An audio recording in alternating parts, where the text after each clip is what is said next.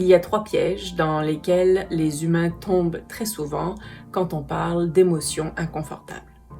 Le premier piège, c'est de ne pas parler de l'émotion inconfortable.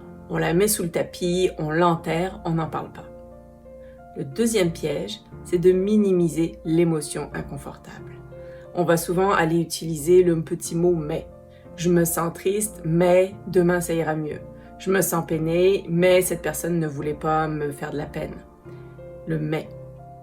Troisième piège dans lequel l'humain tombe beaucoup en matière d'émotions inconfortables, c'est de rationaliser, de vouloir donner une fonction, une raison d'être, un sens à cette émotion inconfortable. Je te donne maintenant 3 astuces pour pallier à ces 3 pièges-là.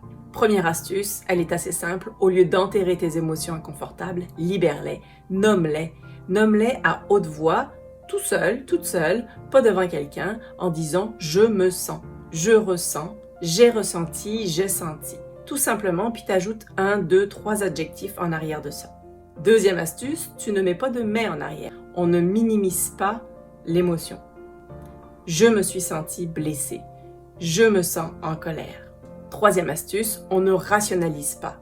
À partir du moment où tu commences à aller dans le passé ou à te projeter dans le futur quand tu ressens une émotion inconfortable, c'est le signe pour te ramener au moment présent.